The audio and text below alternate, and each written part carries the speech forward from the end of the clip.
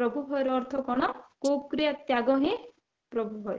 तो आसंतु आज आम जानिबा प्रभु को भय करने द्वारा आ प्रभु क्यों सब विषय आम मान जीवन रे देवाको जाऊछंती आमे से विषय सुनिबा।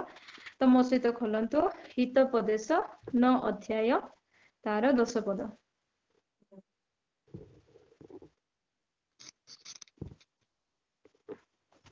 सदाप्रभुଙ୍କ विषयक भय ज्ञानर आरंभ पुणे धर्मस्वरूपଙ୍କ विषयक ज्ञान तो विवेचना अटे। आमेन। Thank you. सदाप्रभु विषयक भय ज्ञानर आरंभ। प्रिय ईश्वरଙ୍କ ଲୋକମାନେ ଆମେ ଜାଣିଛୁ, ଆମେ ଗୀତରେ ମଧ୍ୟ ଗାଉଛୁ, ବାଇବେଲରେ ମଧ୍ୟ ଜାଣିଛୁ। ଆଉ ସଲୋମନ ଯିଏ କି ହିତୋପଦେଶର ଆଉ ଲେଖକ, ସିଏ ହଉଛନ୍ତି ମହାଜ୍ଞାନୀ। ଆଉ ତାଙ୍କର ନିଜ ଆଡରୁ ନୁହେଁ, କିନ୍ତୁ ପ୍ରଭୁ ତାଙ୍କୁ ଜ୍ଞାନ ପ୍ରଦାନ କରିଥିଲେ। ସେ ପ୍ରଭୁଙ୍କୁ ଜ୍ଞାନ ମାଗିଥିଲେ ଆଉ ପ୍ରଭୁ ତାଙ୍କୁ ଦେଇଥିଲେ, ଜ୍ଞାନ ଦେଇଥିଲେ। ସେ ହଉଛନ୍ତି ମହାଜ୍ଞାନୀ ବୋଲି ଆମେ ଦେଖିବାକୁ ପାଉଛୁ। ଆଜି ଆମେ ଦେଖିଲୁ ଯେ ସଦା ପ୍ରଭୁଙ୍କ ବିଷୟକ ଭୟ ହଉଛି ଜ୍ଞାନର ଆରମ୍ଭ। ଆମେ ଯେତେବେଳେ ପରମେଶ୍ୱରଙ୍କୁ ଆଉ ଭୟ କରିବା, ଭୟର ଅର୍ଥ ମୁଁ କହିଲି ଟିକେ ଆଗରୁ ଯେ କୁକ୍ରିୟା ତ୍ୟାଗ ହିଁ ଭୟ। ପ୍ରଭୁଙ୍କୁ ଭୟ କରିବାର ଅର୍ଥ ହଉଛି ଆମେ କୁକ୍ରିୟାକୁ ତ୍ୟାଗ କରିବା।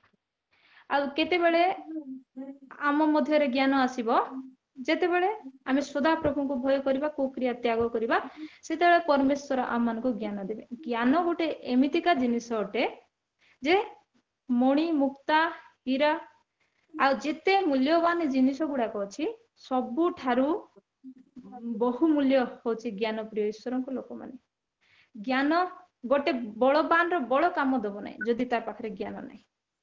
ଆମେ ହିତୋପଦେଶରେ ଆଉ ଏପରି ଅନେକ ବାକ୍ୟ ଅଛି ଜ୍ଞାନ ବିଷୟରେ, ଆପଣ ମାନେ ସବୁଦିନ ପଢନ୍ତୁ, ଜାଣିପାରିବେ। ଆଉ ଗୋଟେ ରାଜାର ସିଂହାସନ, ଗୋଟେ ରାଜାର ନଗର ତା ବଳରେ କେବେ ମଧ୍ୟ ସ୍ଥିର ହେଇପାରିବ ନାହିଁ, କିନ୍ତୁ ତାର ଜ୍ଞାନରେ ତା ସିଂହାସନ ସ୍ଥିର ହବ। ଆଉ ବଡ ବଡ ବିଚାରପତି ମାନଙ୍କର ବିଚାର କେମିତି ସମାଧାନ ହଉଛି? ଜ୍ଞାନରେ ସମାଧାନ ହଉଛି। ଜ୍ଞାନ ହଉଛି ସବୁଠାରୁ ଶ୍ରେଷ୍ଠ ବିଷୟ। ସେଥିପାଇଁ ପ୍ରଭୁ କହୁଛନ୍ତି, ଜ୍ଞାନ ହଉଛି, ସଲୋମନଙ୍କ ଦ୍ଵାରା କହୁଛନ୍ତି ଯେ ଜ୍ଞାନ ହଉଛି ଶ୍ରେଷ୍ଠ ବିଷୟ, ତେଣୁ ତୁମେ ମାନେ ଜ୍ଞାନ ଲାଭ କର। ଆଜି ଆମକୁ ଟଙ୍କା ଉଦ୍ଧାର କରିପାରିବ ନାହିଁ, ଆଜି ଆମକୁ କୌଣସି ମୂଲ୍ୟବାନ ଜିନିଷ ଉଦ୍ଧାର କରିପାରିବ ନାହିଁ ଯଦି ଆମ ମାନଙ୍କ ପାଖରେ ଜ୍ଞାନ ଅଛି। ଜ୍ଞାନ କେମିତି ଆସେ? ପ୍ରଭୁଙ୍କୁ ଭୟ କରିବା ଦ୍ଵାରା ଆସେ। ଯଦି ଜ୍ଞାନ ଆମ ମାନଙ୍କ ଜୀବନରେ ଅଛି, ତାହେଲେ ବଡ ବଡ ସମସ୍ୟା ଠାରୁ ଆମ ମାନେ ଉଦ୍ଧାର କରାଯିବା ସେ ଜ୍ଞାନକୁ ପ୍ରୟୋଗ କରିକି। ବଳ ଥିଲେ କିଛି ହବ ନାହିଁ, ଜ୍ଞାନ ନଥିଲେ ବଳ ମଧ୍ୟ କାମ ଦେବ ନାହିଁ। ଗୋଟେ ରାଜାର ଆଉ ମୁଁ କହିଲି ଯେ ସିଂହାସନ କାହିଁରେ ସ୍ଥାପିତ ହୁଏ? ତାର ଜ୍ଞାନରେ। ଗୋଟେ ବିଚାରପତିର ଆଉ ଉତ୍ତମ ବିଚାର କାହିଁରୁ ହୁଏ? ନା ତାର ଜ୍ଞାନରୁ, ତାର ଉତ୍ତମ ବୁଦ୍ଧିରୁ ସେ ଉତ୍ତମ ବିଚାର କରିପାରେ ସମସ୍ତଙ୍କ ପ୍ରତି। ସେଥିପାଇଁ ପ୍ରଭୁ ଆଜି ଆମର ଲୋକମାନଙ୍କୁ କହୁଅଛନ୍ତି, ତାଙ୍କର ପ୍ରିୟ ଲୋକମାନଙ୍କୁ, ଯେ ତୁମେ ମାନେ ଜ୍ଞାନ ଲାଭ କର। ଜ୍ଞାନ ହଉଛି ସବୁଠାରୁ ଶ୍ରେଷ୍ଠ ବିଷୟ, ଜ୍ଞାନ ହଉଛି ସବୁଠାରୁ ମୂଲ୍ୟବାନ ବିଷୟ। ଆଉ ଯେଉଁମାନେ ପ୍ରଭୁଙ୍କୁ ଭୟ କରନ୍ତି, ପ୍ରଭୁ ସେମାନଙ୍କୁ ଜ୍ଞାନ ଦେବେ। ଆମେନ। ପ୍ରଭୁଙ୍କର ମହିମା ହଉ। ପ୍ରଭୁ ସେମାନଙ୍କୁ ଜ୍ଞାନ ଦେବେ ଆଉ ଉତ୍ତମ ବିଚାର କରିବାର ଶକ୍ତି ଦେବେ। ଆଉ କୌଣସି ଗୃହ, ଆଉ ଗୋଟେ ବାକ୍ୟରେ ଅଛି, ଆମେ ଯଦି ସବୁ ବାକ୍ୟ ପଢି ପଢିକି ଯିବା କହିଲେ ସମୟ ହବନି। ଆଉ କୌଣସି ଗୃହ କେବେ ମଧ୍ୟ ପରିଶ୍ରମ ଦ୍ଵାରା କି ଇଟା ପଥର ଦ୍ଵାରା କରୁଛୁ, କିନ୍ତୁ ସ୍ଥିର କାହିଁରେ ହଉଛି? ଜ୍ଞାନରେ ହିଁ ଗୃହ ନିର୍ମାଣ ହଉଛି। ଜ୍ଞାନର ହିଁ ଗୋଟେ ଘର ବସୁଛି, ଗୋଟେ ଘର ତିଆରି ହେଇପାରୁଛି, ଗୋଟେ ଘର ସ୍ଥିର ହେଇପାରୁଛି। ଜ୍ଞାନ ହଉଛି ଆଜିକା ଡେଟରେ ବହୁତ ମୂଲ୍ୟବାନ। ଆଉ ଗୋଟେ ବାକ୍ୟ ହୋସେୟରେ ଅଛି, ହୋସେ 4 ଅଧ୍ୟାୟରେ, ଆମ୍ଭର ଲୋକମାନେ ଜ୍ଞାନର ଅଭାବ ଯୋଗୁ ବିନଷ୍ଟ ହେଉଅଛନ୍ତି। ଦେଖନ୍ତୁ, ଆଜି ଜ୍ଞାନ ଯାହା ପାଖରେ ଅଛି ସେ ଉତ୍ତମ ବିଚାର କରିପାରିବ। ଆଜି ଜ୍ଞାନ ଅଛି, ଧନ ଥିଲେ ସେ ତାର ଧନକୁ, ଆଉ ଯଦି ଜ୍ଞାନ ନଥିବ ତାର ଧନ ଥିବ, ସେ ଧନକୁ ଉତ୍ତମ କର୍ମରେ ବିନିଯୋଗ କରିପାରିବ ନାହିଁ, ଉତ୍ତମ କର୍ମରେ ତାର ଅର୍ଥକୁ ଲଗେଇ ପାରିବ ନାହିଁ, କାହିଁକି ନା ତାକୁ ଜ୍ଞାନ ନାହିଁ। ଯଦି ଜ୍ଞାନ ଅଛି କହିଲେ ସେ ତାର ଅର୍ଥକୁ ଉତ୍ତମ କର୍ମରେ ଲଗାଇ ପାରିବ। ସେଥିପାଇଁ ପ୍ରଭୁ କହୁଛନ୍ତି, ଯେଉଁମାନେ ଈଶ୍ୱରଙ୍କୁ ଭୟ କରନ୍ତି, ଈଶ୍ୱରଙ୍କର ଭୟକାରୀ ମାନଙ୍କୁ ପ୍ରଭୁ କଣ ଦେବେ? ଜ୍ଞାନ ଦେବେ, ଉତ୍ତମ ବିଚାର କରିବାର ଶକ୍ତି ଦେବେ। ଆଉ ଗୋଟେ ପଏଣ୍ଟ ଦେଖିବା, ପ୍ରଭୁଙ୍କୁ ଭୟ କରୁଥିବା ଲୋକମାନଙ୍କୁ ପ୍ରଭୁ କେମିତି ଉଦ୍ଧାର କରନ୍ତି। ଗୀତ ସଂହିତା 34 7 ପଦ। ଯେଉଁମାନେ ସଦାପ୍ରଭୁଙ୍କୁ ଭୟ କରନ୍ତି ତାହାଙ୍କର ଦୂତ ସେମାନଙ୍କ ଚାରିଆଡ଼େ ଛାଉଣି କରି ସେମାନଙ୍କୁ ଉଦ୍ଧାର କରନ୍ତି। ଆମେନ୍। ଆମେନ୍। ଧନ୍ୟବାଦ ଭଉଣୀ। ଯେ ଆମେ ଆଜି କଣ ଆଲୋଚନା କରୁଛୁ ନା ଈଶ୍ୱରଙ୍କୁ ଭୟ କରିବା ବ୍ୟକ୍ତିଙ୍କର ଜୀବନରେ ପ୍ରଭୁ କେଉଁ ସବୁ ଆଶୀର୍ବାଦ ଗୁଡିକ ଦଉଛନ୍ତି ବା କେଉଁ ସବୁ ସଫଳତାର ବିଷୟ ଗୁଡାକ ଦଉଛନ୍ତି, କେଉଁ ସବୁ ଆଉ କେଉଁ ସବୁ ବିଷୟ ଆମ ଜୀବନରେ ଲାଭ ହଉଛି ଆଜି ଆମେ ତାହା ଦେଖୁଛୁ। ପ୍ରଥମେ ଆମେ ଦେଖିଲୁ ଯେ ପ୍ରଭୁଙ୍କୁ ଭୟ କରିବା ଦ୍ଵାରା ଆମେ ଜ୍ଞାନ ପ୍ରାପ୍ତ ହେବା। ଆଉ ଜ୍ଞାନ କଣ ଆମେ ଜାଣିଲୁ। ଆଉ ଏବେ ଆମେ ଦେଖୁଛୁ ଯେ ଯେଉଁମାନେ ସଦାପ୍ରଭୁଙ୍କୁ ଭୟ କରନ୍ତି, ଗୀତ ସଂହିତା 34:7 ଯେଉଁମାନେ ସଦାପ୍ରଭୁଙ୍କୁ ଭୟ କରନ୍ତି ତାହାଙ୍କର ଦୂତ ସେମାନଙ୍କ ଚାରିଆଡେ କଣ କରି ଛାଉଣି କରି ସେମାନଙ୍କୁ ଉଦ୍ଧାର କରନ୍ତି। ପ୍ରିୟ ଈଶ୍ୱରଙ୍କ ଲୋକମାନେ, ଆଜି ଆମେ ମାନେ ଆମର ଜୀବନ ଯାତ୍ରାରେ ଚାଲୁଥିବା ସମୟରେ ଅନେକ ଖାତରେ ମଧ୍ୟ ପଡିପାରୁ, ଅନେକ ଜାଲରେ ପଡିପାରୁ। ଆଉ ଯେଉଁମାନେ ଈଶ୍ୱରଙ୍କୁ ଭୟ କରି ବଞ୍ଚୁଥିବେ ନା, ଆଉ ପ୍ରଭୁ ତାଙ୍କର ଦୂତ ମାନଙ୍କୁ ପଠାଇ ଉଦ୍ଧାର କରିବେ। ଆଉ ଯେଉଁମାନେ ଈଶ୍ୱରଙ୍କୁ ଭୟକାରୀ ମାନଙ୍କୁ ଆଉ ପ୍ରଭୁ ବିନାଶ ହେବାକୁ ଦେବେ ନାହିଁ, କୌଣସି ଗର୍ତ୍ତରୁ ପଡିବାକୁ ଦେବେ ନାହିଁ। ଯଦି ବା ଗର୍ତ୍ତରେ ପଡେ, ଯଦି ବା କୌଣସି ଜାଲରେ ପଡେ, ପ୍ରଭୁ ତାକୁ ମରିବା ପାଇଁ ତହିଁରେ ଛାଡିଦେବେ ନାହିଁ। ପ୍ରଭୁ ଉଦ୍ଧାର କରନ୍ତି। ଆଉ ପ୍ରଭୁ ତାଙ୍କର ଦୂତ ମାନଙ୍କୁ ମଧ୍ୟ ସେ ପଠାଇକି ସେ ଉଦ୍ଧାର କରନ୍ତି ବୋଲି ପ୍ରତିଜ୍ଞା କରିଅଛନ୍ତି। ଆଉ ଆମେ ଜାଣୁ ପ୍ରଭୁଙ୍କର ସମସ୍ତ ବାକ୍ୟ ପ୍ରତିଜ୍ଞା ଯୁକ୍ତ ବାକ୍ୟ ଅଟେ, ଆଉ ପରୀକ୍ଷା ସିଦ୍ଧ ବାକ୍ୟ ଅଟେ। ଆମେ ଯାହା କହିଥାଉ ଆମେ କରିନଥାଉ, କିନ୍ତୁ ଆମମାନଙ୍କର ପରମେଶ୍ୱର ମହାନ ଅଟନ୍ତି। ସେ ଯାହା ପ୍ରଭୁଙ୍କର ମୁଖରୁ ଯାହା ନିର୍ଗତ ହୋଇଅଛି ତାହା ନିଷ୍ଫଳ ହେବ ନାହିଁ, ତାହା ଅନ୍ୟଥା ହେବ ନାହିଁ। ଆପଣ ମାନେ ସେମିତି ଜୀବନ କାଟିକି ଦେଖନ୍ତୁ, ଆଉ ପ୍ରଭୁଙ୍କୁ ପରୀକ୍ଷା କରନ୍ତୁ। ଆପଣ ମାନଙ୍କର ଜୀବନରେ କଣ ସବୁ ହଉଛି। ଆମେ ଆଗ ନିଜକୁ ସଜାଡିବା। ପ୍ରଭୁ ତାଙ୍କ ପ୍ରତିଜ୍ଞା ବିଷୟରେ ଅବହେଳା କରନ୍ତି ନାହିଁ। ପ୍ରିୟ ଈଶ୍ୱରଙ୍କ ଲୋକମାନେ, ତ ଯେଉଁମାନେ ଈଶ୍ୱରଙ୍କୁ ଭୟ କରନ୍ତି ତାହାଙ୍କର ଦୂତ ସେମାନଙ୍କୁ ଯେତେ ବଡ ବିପଦରେ ପଡିଥିଲେ ମଧ୍ୟ, ଯେତେ ବଡ ସମସ୍ୟାରେ ପଡିଥିଲେ ମଧ୍ୟ ପ୍ରଭୁ ଉଦ୍ଧାର କରନ୍ତି। ଈଶ୍ୱରଙ୍କ ଲୋକମାନେ, ଆଉ ଗୋଟେ ପଦ ଆମେ ଦେଖିବା ହିତୋପଦେଶ 19:23।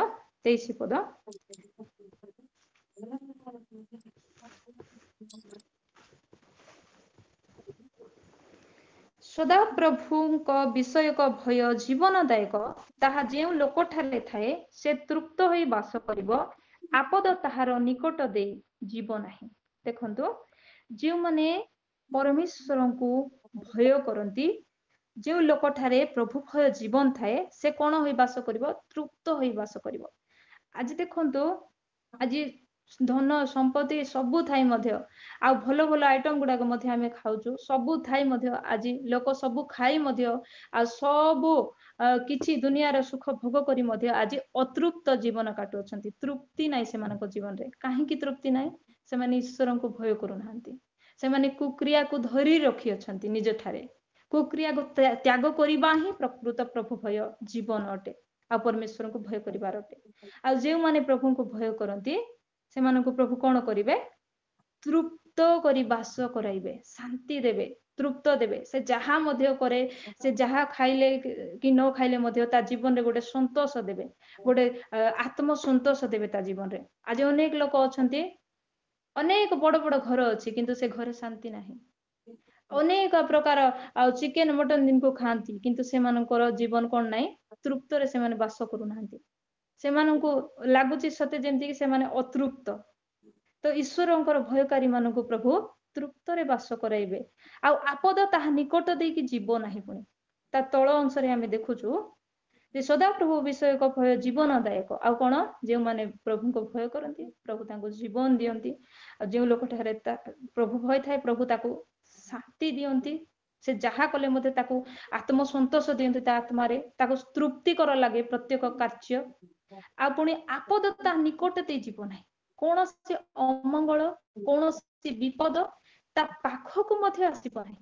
ଯେଉଁମାନେ ଈଶ୍ୱରଙ୍କୁ ଭୟ କରନ୍ତି ସେଇ ଲୋକମାନଙ୍କ ପାଖରେ କୌଣସି ଆପଦ ମଧ୍ୟ ତାଙ୍କ ପାଖକୁ ଆସିବ ନାହିଁ। ପ୍ରଭୁ ନିରାପଦରେ ରଖିବେ ବୋଲିକି ପ୍ରଭୁ ପ୍ରତିଜ୍ଞା କରିଅଛନ୍ତି। ପ୍ରଭୁଙ୍କୁ ଆମେ ଧନ୍ୟବାଦ ଦେବା ଏଇ ସୁନ୍ଦର ବାକ୍ୟ ପାଇଁ। ଆଉ ଗୋଟେ ଆମେ ପଏଣ୍ଟ ଦେଖିବା, ଆଉ ଗୀତ ସଂହିତା 33:18। ଦେଖ, ଯେଉଁମାନେ ସଦାପ୍ରଭୁଙ୍କୁ ଭୟ କରନ୍ତି ତାହାଙ୍କ ଦୟାରେ ଭରସା ରଖନ୍ତି। ଆମେନ୍। ହଁ, ଦେଖ, ଯେଉଁମାନେ ସଦାପ୍ରଭୁଙ୍କ ଭୟ କରନ୍ତି ଓ ତାହାଙ୍କ ଦୟାରେ ଭରସା ରଖନ୍ତି। ଆଜି ଆମମାନଙ୍କର ଭରସା ଆମମାନଙ୍କ ଟଙ୍କାରେ ରହିଅଛି, ଆମମାନଙ୍କ ପ୍ରପର୍ଟିରେ ରହିଅଛି, କିନ୍ତୁ ଆମେ ସେ ପ୍ରକାର ହେବା ନାହିଁ। ଆମମାନଙ୍କର ଭରସା ପ୍ରଭୁଙ୍କ ଠାରେ ରଖିବା। ପ୍ରଭୁଙ୍କ ଠାରେ ଆମେ ଆପଣା ଭରସା ରଖିବା। ଆଉ ତା 19 ପଦ ଦେଖ, ସେମାନଙ୍କ ପ୍ରାଣ ମୃତ୍ୟୁରୁ ରକ୍ଷା କରିବା ପାଇଁ ଅଦୁର୍ଭିକ୍ଷ ସମୟରେ ସେମାନଙ୍କୁ ବଞ୍ଚାଇବା ପାଇଁ ସେମାନଙ୍କ ଉପରେ ତାହାଙ୍କର ଦୃଷ୍ଟି ଥାଏ। ଦେଖନ୍ତୁ, ଯେଉଁ ବ୍ୟକ୍ତି ଈଶ୍ୱରଙ୍କୁ ଭୟ କରୁଅଛି, ଭୟ କରି ବଞ୍ଚୁଅଛି, ଆଉ ପ୍ରଭୁଙ୍କ ଦୟାରେ ଯିଏ ଭରସା ରଖିଅଛି, ଆଉ ତାହାକୁ ପ୍ରଭୁ କଣ କରନ୍ତି ନା ତାହାର ପ୍ରାଣ 19 ପଦରେ ସେମାନଙ୍କ ପ୍ରାଣ ମୃତ୍ୟୁରୁ ରକ୍ଷା କରିବା ପାଇଁ, ମୃତ୍ୟୁ ମୁଖରୁ ପ୍ରଭୁ ସେମାନଙ୍କର ପ୍ରାଣକୁ କଣ କରିବେ? ରକ୍ଷା କରିବେ। ଆଉ ଦୁର୍ଭିକ୍ଷ ସମୟରେ ସେମାନଙ୍କୁ ବଞ୍ଚାଇବା ପାଇଁ ସେମାନଙ୍କ ଉପରେ ତାହାଙ୍କର ଦୃଷ୍ଟି ଥାଏ। ପ୍ରିୟ ଈଶ୍ୱରଙ୍କ ଲୋକମାନେ, ଆଜି କରୋନା ମହାମାରୀ ଆସିଥିଲା, ଆମେ ସମସ୍ତେ ଆଉ ଭୋଗିଛୁ ତାହାର ମାନେ ଅନେକ ଲୋକ ମୃତ୍ୟୁ ଭୋଗ ମଧ୍ୟ କରିଛନ୍ତି। ଧନ୍ୟ ତୁମେ ଆଉ ମୁଁ, ଆମେ ଈଶ୍ୱରଙ୍କୁ ଭୟ କରୁଥିବା ଲୋକ ବୋଲି ପ୍ରଭୁ ତୁମକୁ ଆଉ ମତେ ଆଜି ଯାଏ କଣ ଜୀବିତ ରଖିଅଛନ୍ତି। ଆଉ ଏପରି ଅନେକ ମହାମାରୀ ଆସିବ, ଏପରି ଅନେକ ଦୁର୍ଭିକ୍ଷ ଆସିବ, କିନ୍ତୁ ସେଇ ସମୟରେ ସଦାପ୍ରଭୁ ଯେଉଁମାନେ ତାଙ୍କୁ ଭୟ କରୁଥିବେ ସେମାନଙ୍କର ପ୍ରାଣକୁ କଣ କରିବେ?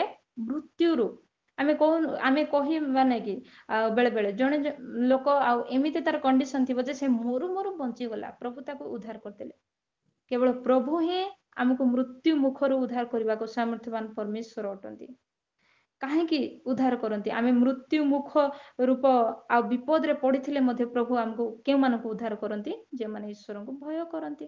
ସେମାନଙ୍କୁ ପ୍ରଭୁ ମୃତ୍ୟୁ ମୁଖରେ ପଡିଥିଲେ ମଧ୍ୟ ପ୍ରଭୁ ମରିବାକୁ ଦିଅନ୍ତି ନାହିଁ, ପ୍ରଭୁ ଉଦ୍ଧାର କରନ୍ତି।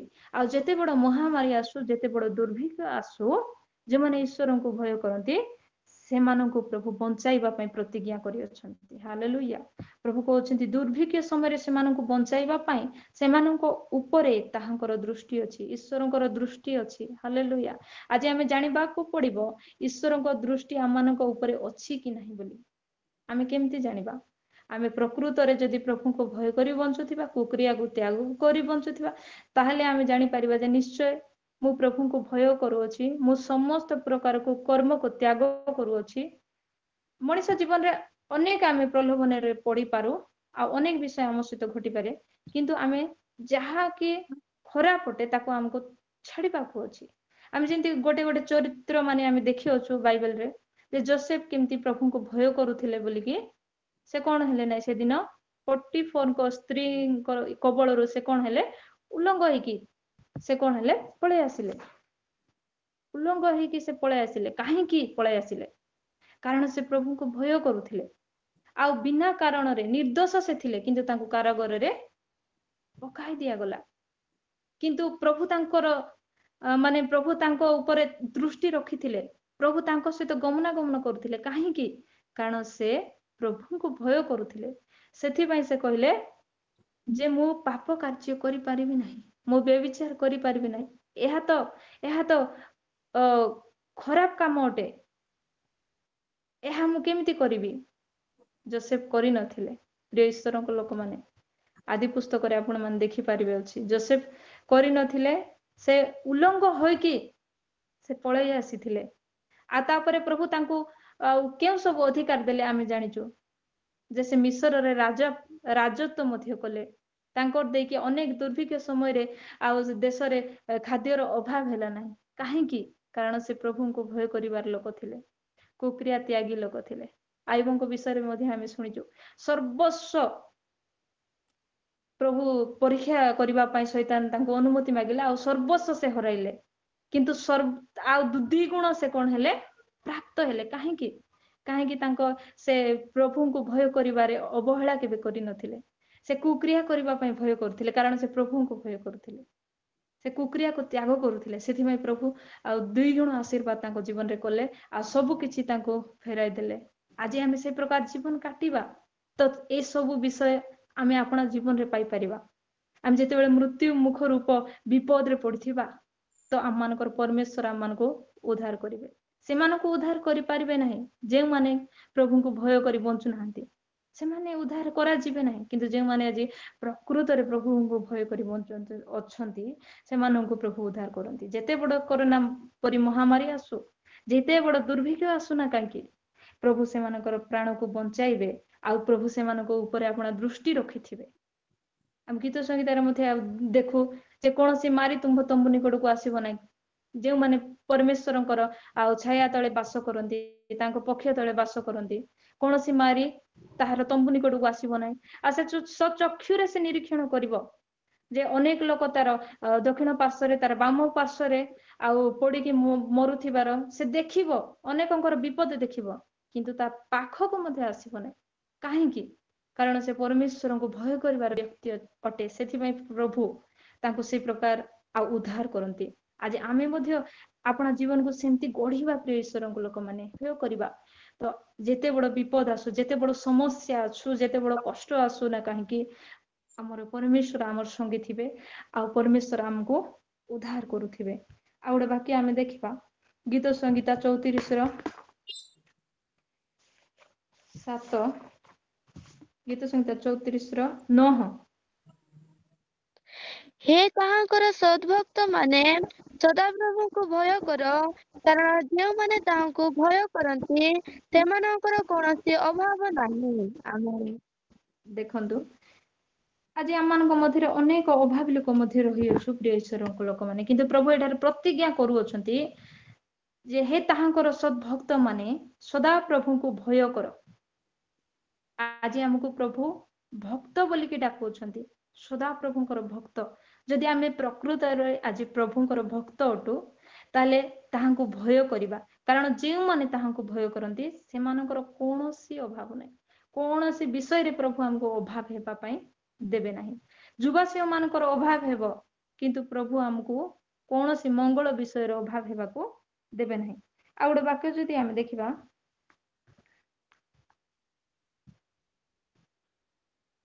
गीत संगीता 25 रो 13, ताहार प्राण कुशଳରେ ବାସ କରିବ ଓ ତାହାର ବଂଶ ଦେଶ ଅଧିକାର କରିବେ। ଆମେନ୍। देखंतु तार 12 पदर भी मु टिके पढ़ी दिए।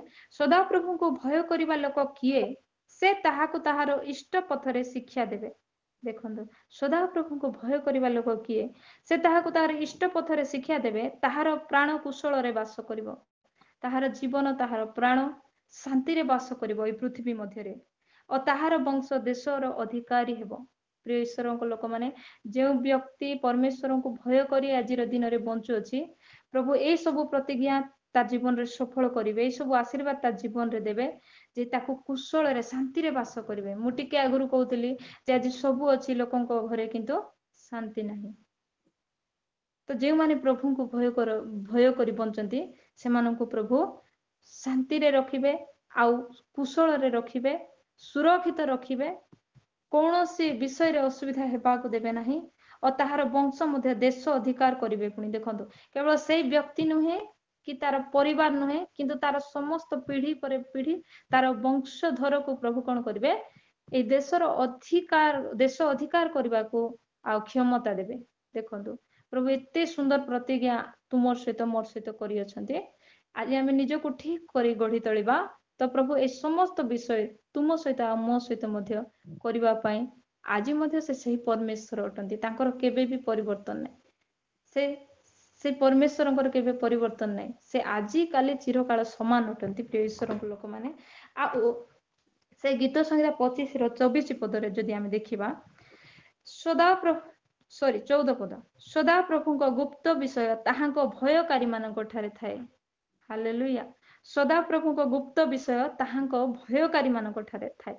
जे माने ईश्वर को भय करी बंचु अछंती प्रभु तांकर गुप्त कथा सबु तांको जणाइबे, तांकर भयकारी लोक मानक। प्रभु तुमको आ मते प्रभु तांकर सीक्रेट लोक करिवे, जे आगु को कौन हेबाकु जाउछि, आगु को कौन घटिबो समस्त विषय जेमति कि बुझिबा पई मु कहिबे।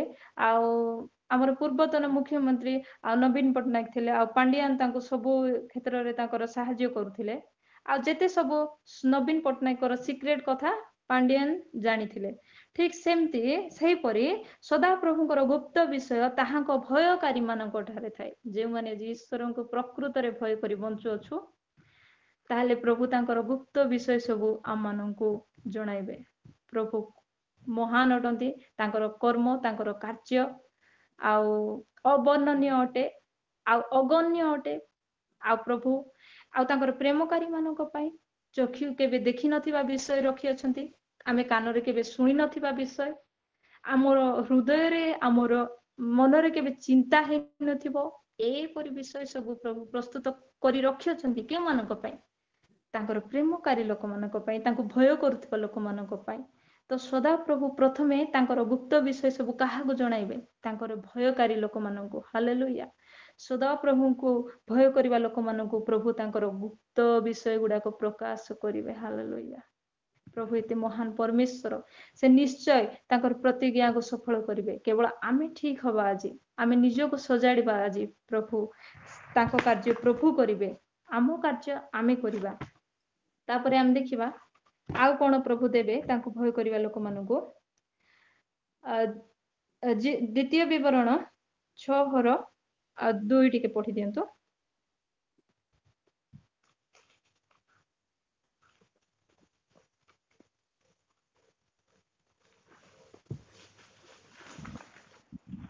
सदा प्रभु तुम परमेश्वरंकर जो सकल विधि और आज्ञा मु आदेश करे तुम्हे जाव जीवन पुत्र कौतिका दिक्रमे ताहा पालन करबा पई तांको भय कले तुम्भर दीर्घ परमायु हेबो आमेन सदा प्रभु आमन को दीर्घायु मध्य देवे सदा प्रभु तुम परमेश्वरंकर जो सकल विधि और आज्ञा प्रभुंकर आ विधि कोडा एई वाक्य होची प्रभुंकर विधि प्रभुंकर आज्ञा प्रभुंकर आदेश प्रभुंकर उपदेश होची ए वाक्य ए जीवंत वाक्य तो जो माने ईश्वरंकर समस्त नियम को समस्त वाक्यर नियम को समस्त विधि को प्रभुंकर देइथिबा प्रत्येक आज्ञा को प्रत्येक आदेश को तुम्हें माने कोन करो जाबत जीवन आमे जेते दिन बंचीचु सेते दिन पुनी पौत्र पौत्रादि क्रमे ताहा पालन करिबा पय केवल आमे ही नुहे किंतु हमर पीढ़ी परे पीढ़ी हमर नाती नातुणी आमनकर अण नाती नातुणी समस्ते जेमति कि आमे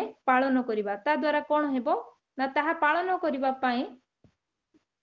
पई तांको भय कले तुम्भर दीर्घ परमायु हेबो हमर आयु मध्य बढ़िबो आमे जदि आज अधिक वर्ष बंचिबा पई इच्छा करजो काहा को इच्छा प्रिय लोक माने अति शीघ्र मरिबा पई काहा को के इच्छा नै किंतु जे माने ईश्वर को भय करंती प्रभु से मानकर आयुष को कोन करिवे बढ़ाई देबे जदि आज आमे दुष्ट को भी इच्छा नै जे अन्यर अमंगल चिंता करूथिबो अनिष्ट चिंता करथिबो से मध्य केबे चाहिबो नै जे से शीघ्र मते मृत्यु आसु बोली के गोटे धार्मिक मध्य केबे चाहिबो नै ए पृथ्वी रे शीघ्र शीघ्र आमे मरि जिबा बोली के जदि आज तुमे आ मु जदि चाहूछु निजर आयुष बढ़ू बोली आमे आ पृथ्वी रे जदि अधिक दिन बंचीबा कि रहिबा बोली जदि आमे चाहूछु ताहले आमे कोन करिवार अछि परमेश्वरंकर समस्त विधि को समस्त वाक्य को समस्त आज्ञा को उपदेश को आमे कोन करिवार अछि जाबत जीवन आम बंची थिबा जाए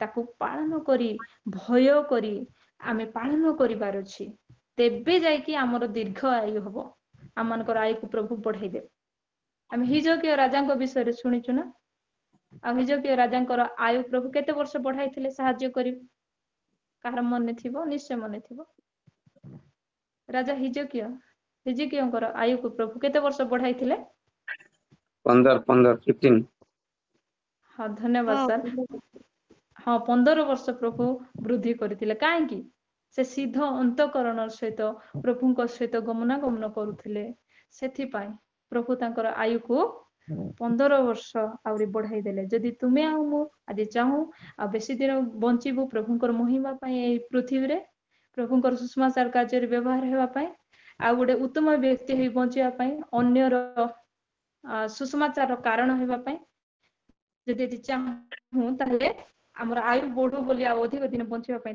चाहू ताहले प्रभु को भय करिबा आ तांकर समस्त आज्ञा समस्त विधि को आमे कोन करिबा पालन करिबा आ गोटे आमे देखिबा हितोपदेश 24 रो 4 सॉरी हितोपदेश 22 रो 4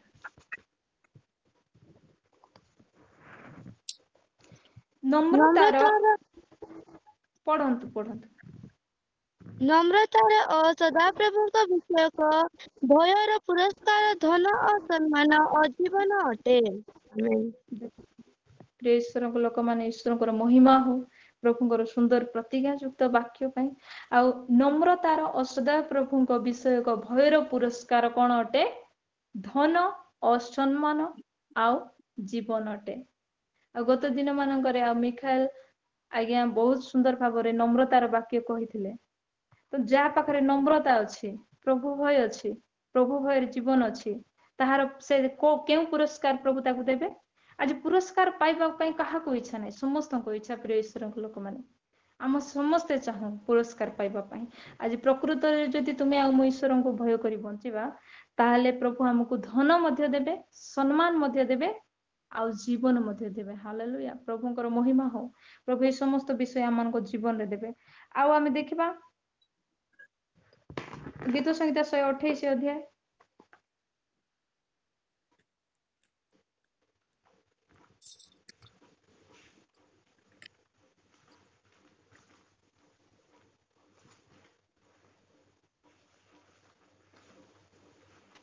ଗୀତ ସଂହିତା 128 ଦେଖନ୍ତୁ। ଗୀତ ସଂହିତା ଯେଉଁମାନେ ସଦାପ୍ରଭୁଙ୍କୁ 128 ଭୟ ଅଧ୍ୟାୟ। କରନ୍ତି, ତାହାଙ୍କ ପଥରେ ଚାଲନ୍ତି, ସେମାନଙ୍କ ପ୍ରତ୍ୟେକ ଲୋକ ଧନ୍ୟ। ବହୁତ ସୁନ୍ଦର, ଧନ୍ୟବାଦ ମା। ଗୀତ ସଂହିତା 128 ତାର 1 ରୁ 6 ପଦ ଯାଏ ଅଛି। ଆଉ ଯେଉଁମାନେ ସଦାପ୍ରଭୁଙ୍କୁ ଭୟ କରନ୍ତି ସେମାନଙ୍କୁ ଏଇ ସମସ୍ତ ବିଷୟରେ ପ୍ରଭୁ କଣ କରିବେ? ଆଶୀର୍ବାଦ କରିବେ। ଆଉ ଏଇ ସମସ୍ତ ମଙ୍ଗଳ ଦାନ ପ୍ରଭୁ ତାଙ୍କ ଜୀବନରେ ଦେବେ। ଯେଉଁମାନେ ସଦାପ୍ରଭୁଙ୍କୁ ଭୟ କରନ୍ତି, ତାହାଙ୍କ ପଥରେ ଚାଲନ୍ତି, ସେମାନେ ପୁଣି ଧନ୍ୟ। ପ୍ରଭୁ ତୁମକୁ ଆଉ ମତେ ଧନ୍ୟ ବୋଲି କହିବେ। ଆମେ ପ୍ରଭୁଙ୍କର ପ୍ରିୟ ସନ୍ତାନ ସନ୍ତତି ହୋଇପାରିବା ଯଦି ଆମେ ପ୍ରକୃତରେ ପ୍ରଭୁଙ୍କୁ ଭୟ କରିବା। ଆଉ କଣ ତା ତଳେ ତଳେ ଆମେ ଯଦି ଦେଖିବା, କାରଣ ତୁମ୍ଭେ ଆପଣା ହସ୍ତକୃତ ପରିଶ୍ରମର ଫଳ କଣ କରିବ? ଭୋଜନ କରିବ। ଆଜି ଲୋକ ପରିଶ୍ରମ କରୁଅଛନ୍ତି ସତ, କିନ୍ତୁ ଶାନ୍ତିରେ ଭୋଜନ କରିପାରୁନାହାନ୍ତି। କାହିଁକି? ପ୍ରଭୁଙ୍କୁ ଭୟ କରୁନଥିବାରୁ। ଆଉ ତୁମ୍ଭେ ସୁଖୀ ହବ ଓ ତୁମ୍ଭର ମଙ୍ଗଳ ହେବ। ଆଉ ଯୋଉମାନେ ଈଶ୍ୱରଙ୍କୁ ଭୟ କରନ୍ତି, ସେମାନେ ଆଜି ଯାହା ମଧ୍ୟ ଉପାର୍ଜନ କରିକି ଆଣୁଛନ୍ତି, ସେମାନେ ଶାନ୍ତିରେ ତାହା ଭୋଗ କରିବେ। ଆଉ ପ୍ରଭୁ ସେମାନଙ୍କୁ ସୁଖ ଶାନ୍ତିରେ ରଖିବେ ଆଉ ମଙ୍ଗଳ ପ୍ରଦାନ କରିବେ। ଆମେ ସମସ୍ତେ ଜାଣୁଛୁ ସ୍ୱାସ୍ଥ୍ୟ ହଉଛି ସବୁଠାରୁ ଉତ୍ତମ ସମ୍ପଦ, ସବୁଠାରୁ ବଡ ଆଉ ସମ୍ପତ୍ତି କଣ? ଆମର ଉତ୍ତମ ସ୍ୱାସ୍ଥ୍ୟ। ଆଉ ଆମେ ଯଦି ସବୁବେଳେ ଆନନ୍ଦରେ ଥିବା, ଖୁସିରେ ଥିବା, ତାହେଲେ ଆମ ଶରୀର ମଧ୍ୟ ଠିକ ଥିବ। ତ ଯେଉଁମାନେ ପ୍ରଭୁଙ୍କୁ ଭୟ କରନ୍ତି, ସେମାନଙ୍କୁ ପ୍ରଭୁ କଣ କରିବେ? ସୁଖୀ କରିବେ ଆଉ ସେମାନଙ୍କୁ ପ୍ରଚୁର ମଙ୍ଗଳ ପ୍ରଦାନ କରିବେ। ଆଉ ତା ତଳେ ତଳେ ଯଦି ଆମେ ଦେଖିବା, ତ ଆଉ ସମସ୍ତ ବିଷୟରେ ଅଛି ଯେ ପ୍ରଭୁ ତୁମର ସନ୍ତାନ ମାନଙ୍କୁ ଆଶୀର୍ବାଦ କରିବେ। ଆଉ ଆଉ ପ୍ରଭୁ ତୁମର ଆଉ ଭାର୍ଯ୍ୟା ମାନଙ୍କୁ ତୁମ୍ଭ ପୁରରେ କଣ ଫଳବତୀ ଦ୍ରାକ୍ଷାଲତା ତୁଲ୍ୟ କରିବେ। ଆଉ ଯଦି ସବୁଠୁ ଶେଷ ପଦରେ ଆମେ ଦେଖିବା, 6 ପଦରେ, ତୁମ୍ଭେ ଆପଣା ସନ୍ତାନ ଗଣର ସନ୍ତାନ ଦେଖିବ। ଆଜି ଅଳ୍ପ ବୟସରେ ମଧ୍ୟ ଲୋକମାନେ ଆଉ ମୃତ୍ୟୁବରଣ କରୁଅଛନ୍ତି, କିନ୍ତୁ ପରମେଶ୍ୱରଙ୍କୁ ଭୟ କରୁଥିବା ଲୋକକୁ ପ୍ରଭୁ ଏଇ ପ୍ରତିଜ୍ଞା କରିଅଛନ୍ତି ଯେ 6 ପଦରେ ଦେଖନ୍ତୁ, ତୁମ୍ଭେ ଆପଣା ସନ୍ତାନ ଗଣର ସନ୍ତାନ ଦେଖିବ। ତୁମ୍ଭେ ନାତି ନାତୁଣୀ ଦେଖିବ। ବୃଦ୍ଧା ହେଇକି ତୁମେ କଣ କରିବ? ବୃଦ୍ଧ ହେଇକି ତୁମେ ମୃତ୍ୟୁବରଣ କରିବେ। ଯଦି ଆଜି ପ୍ରକୃତରେ ତୁମେ ଆଉ ମୁଁ ପ୍ରଭୁଙ୍କୁ ଭୟ କରିବା, ଏଇ ସବୁ ବିଷୟ ପ୍ରଭୁ ତୁମର ଆଉ ମୋ ଜୀବନରେ କଣ କରିବେ? ସଫଳ କରିବେ। ଆଉ ଗୋଟେ ବିଷୟ ଯେ ପ୍ରଭୁ ତାଙ୍କର ଭୟକାରୀ ମାନଙ୍କ ପାଇଁ ଆଉ ମଙ୍ଗଳ ସଞ୍ଚୟ କରିକି ରଖିଅଛନ୍ତି। ପ୍ରଭୁଙ୍କ ଠାରେ ଆଉ ଯେଉଁମାନେ ପ୍ରଭୁଙ୍କୁ ଭୟ କରନ୍ତି, ସମସ୍ତ ମଙ୍ଗଳ ବିଷୟ ପ୍ରଭୁ ତାଙ୍କ ଭୟକାରୀ ମାନଙ୍କ ପାଇଁ ସଞ୍ଚୟ କରିକି ରଖିଅଛନ୍ତି। ଗୀତ ସଂହିତା 31:19 ତୁମ୍ଭେ ଆପଣା ଭୟକାରୀ ମାନଙ୍କ ପାଇଁ ଯେଉଁ ମଙ୍ଗଳ ସଞ୍ଚୟ କରି ରଖିଅଛ। ପ୍ରଭୁ ଆମ ମାନଙ୍କ ପାଇଁ ସଞ୍ଚୟ କରିକି ରଖିଅଛନ୍ତି। ଆମର ଜୀବନରେ ଯେତେବେଳେ ଆମେ ଆବଶ୍ୟକ, ସେତେବେଳେ ଆମେ ତାହା କାଢି ପାରିବା, ଆମେ ଆଣିପାରିବା। କାହିଁକି ନା ପ୍ରଭୁ ସଞ୍ଚୟ କରି ରଖି ଦେଇଛନ୍ତି ଆମ ପାଇଁ ଆଗରୁ। ଯଦି ପ୍ରକୃତରେ ତୁମେ ଆଉ ମୁଁ ଆଜି ପ୍ରଭୁଙ୍କୁ ଭୟ କରୁଛ, ତାହେଲେ ଏଇ ସମସ୍ତ ମଙ୍ଗଳ ବିଷୟ, ଏଇ ସମସ୍ତ ବିଷୟ ତୁମକୁ ଆଉ ମତେ ପ୍ରଭୁ ଦେବେ। ଆଉ ପ୍ରଭୁ ନିଶ୍ଚୟ ଦେବେ। ଆପଣ ମାନେ ନିଜେ ନିଜକୁ ଠିକ କରିବା, ପ୍ରଭୁ ନିଶ୍ଚୟ ତାଙ୍କ ପ୍ରତିଜ୍ଞାକୁ ସେ ଅବହେଳା କେବେ କରନ୍ତି ନାହିଁ। ପ୍ରିୟ ଈଶ୍ୱରଙ୍କ ଲୋକମାନେ, ପ୍ରଭୁ ଏଇ ସମସ୍ତ ବାକ୍ୟ ଦେଇ ଆମ ସମସ୍ତଙ୍କୁ ଆଶୀର୍ବାଦ କରନ୍ତୁ, ତାଙ୍କୁ ଭୟ କରି ବଞ୍ଚିବା ପାଇଁ। ଆଉ ଏଇ ସମସ୍ତ ପୁରସ୍କାର, ଏଇ ସମସ୍ତ ମଙ୍ଗଳ ଦାନ ପ୍ରଭୁ ତାଙ୍କ ଭୟକାରୀ ମାନଙ୍କ ଜୀବନରେ ପ୍ରଦାନ କରନ୍ତୁ। এই বাক্য প্রভু প্রত্যেক জীবনে কার্যকারী করন্তু। Amen, amen.